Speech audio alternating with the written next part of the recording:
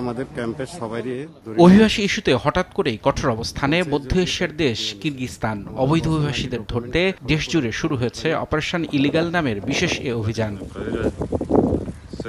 দেশটির জাতীয় নিরাপত্তা সংস্থার সমন্বিত এই অভিযানে আটক হয়েছেন কয়েকশো বাংলাদেশি। এর আগে দেশটির নিরাপত্তা বাহিনীর পক্ষ থেকে 10 জুনের মধ্যে অবৈধ অভিবাসীদের স্বেচ্ছায় কিরগিজস্তান ছেড়ে যাওয়ার নির্দেশ দেওয়া হয়। এরপরই অবৈধ অভিবাসীদের গ্রেপ্তারে শুরু হয় সাঁড়াশি অভিযান।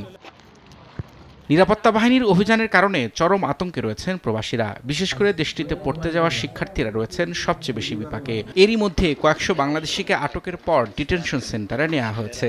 তাদের বাংলাদেশে ফেরত পাঠাতে বিশেষ বিমানেরও ব্যবস্থা করছে কিরগিজ সরকার। আমাদের এখানে কোনো এম্বাসি নেই, আমাদের সুযোগ সুবিধে আমরা কাউকে জানাতে পারছি না এবং আমাদের কোনো সমস্যা আমরা কারোর কাছে ফেস করতে পারছি না, যার কারণে পুলিশে অনেকে ধরে নিয়ে গেছে এবং অনেকের উপরে কেস দিছে এবং অনেকে বাংলাদেশে পাঠিয়ে দিছে।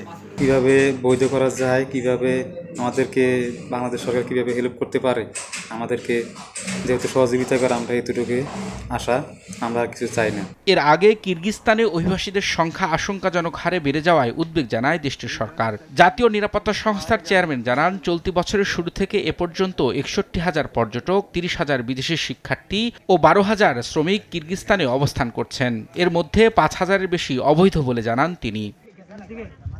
সময় সংবাদ, কিরগিজস্তান।